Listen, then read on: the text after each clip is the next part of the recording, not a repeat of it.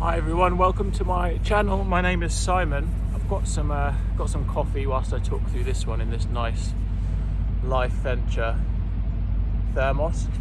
It's a good one.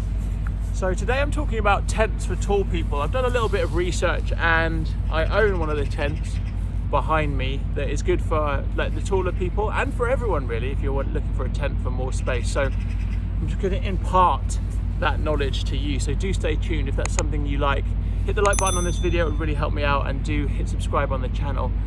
The support has been amazing so far. So one thing I noticed when looking at tents, for example the Gogh Nevis 200, so this is for 1 to 2 person tents really.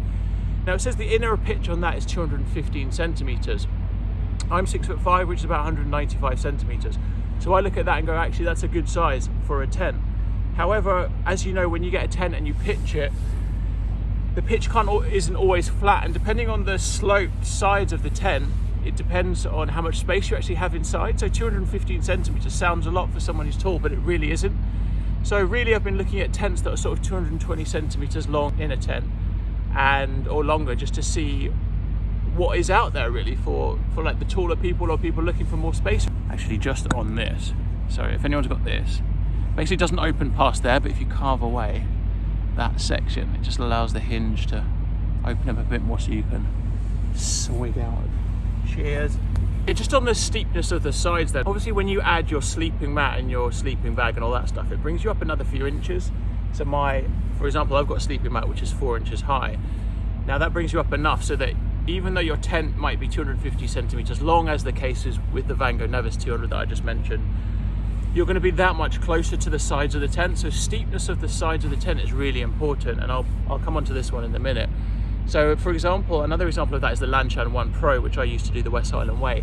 Now it's got super steep sides, right? And the website claims it's 230 centimeters long, which I'm sure it is. But when you factor in those steep sides, for a tall person, or for anyone really, you're going to be really close to those steep sides. So it's something to be mindful of. Another one I tried to find, so this video is based on kind of cheapest tents first. I tried to find a budget tent that was large inside, and to be honest that was actually really difficult, and then it goes up to kind of more premium tents that I'll talk through. Another tent is the Nature Hike Cloud Up 1. Now that says on the website arbitrarily 230 centimeters. I don't know if that's the inner or the outer. I assume that's the outer. I watched some videos online and that is bullshit. There's no way that is 230 centimeters on the inner. It just has one measurement. So the first tent that I'm going to talk about is the Wild Country Helm 1 by Terra Nova Compact. Now I've got the Terra Nova Helm 2 Wild Country behind me. It's 225 centimeters wide, this one, and the thing with this tent is it's got really nice, that I mentioned before, the steepness. So the walls are quite steep, so even with your sleeping pad and all that stuff, you're going to be off the ground, but it's still going to give you enough room. And this tent is, in terms of the value for money, it's the biggest one I could find at the time. Now I've mentioned the Helm 1 because this is the cheapest tent that I'm going to talk about. It's £140, and it has 8.5 millimeter Superfly alloy poles. So it's 80 centimeters wide, 220 centimeters in length, and about 95-ish centimeters high.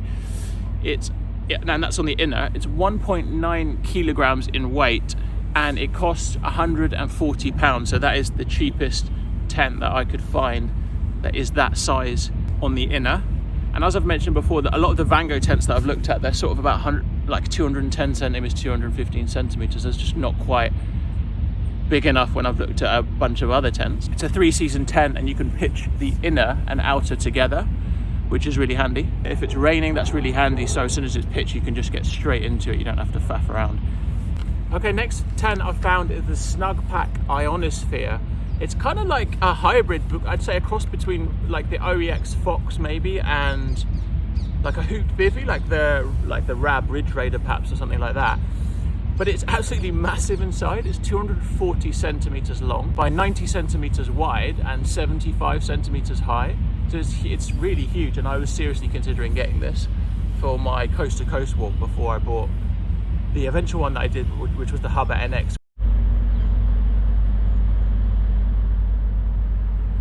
MSR tents are not particularly good for tall people, I would say. It's I think that was around 218 centimeters on the inner, and it just wasn't quite long enough. And I'm sure some of you know, it's just, there's nothing worse than not being able to stretch out in your tent and having to sleep with just slightly curled up. Is the worst feeling. It costs about £180, so slightly more than the Helm one. The ground and fly sheet, I've got a 5,000mm hydrostatic head, and it has DAC poles. Nothing like a good coffee. Okay, next tent I want to talk about, which is good for tall people and also good for anyone really, is the big Ionosphere Copper Spur HVUL1. Now this is getting a little bit into the premium tents.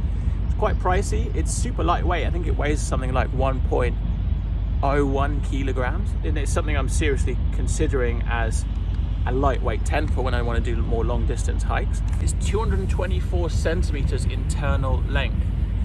That's one of the largest I've ever seen for like a one person tent. And then it tapers, so it's 97 centimeters wide and it goes into 71 centimeters in width, which is, again, that's a really good width. It was bigger than the Hubba NX that I had previously. It's got a DAC Featherlight pole system, 1,200mm polyurethane coating. It is expensive. The price range is between £340 and £375.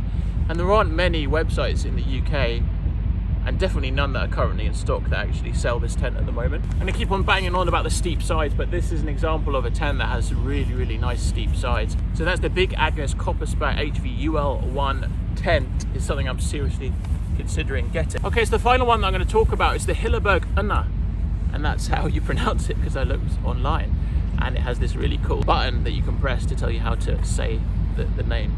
So this tent is massive. It's the biggest one I found, but also the most expensive. Out of stock at the moment, can't find it anywhere. So it's 230, the inner is 230 centimeters wide, which is insane. It's 110 centimeters wide and 100 centimeters high, so it's absolutely massive. The thing about this tent is it doesn't have a vestibule, but what it does have is, like the inner, you can roll back the corner and you can use that corner as a vestibule, which I think is really cool. So it means that if it's like, if you come in from a hike and you're soaking wet, you can put your stuff in the tent, and that's why it's so huge inside. So it has that function. Obviously, the Hilleberg, it's the red label. If you know anything about the labels on the tents, this is like, it's essentially a 4-season tent. It's super massive, strong, 9mm poles. It's made of a Curlon 1200 material.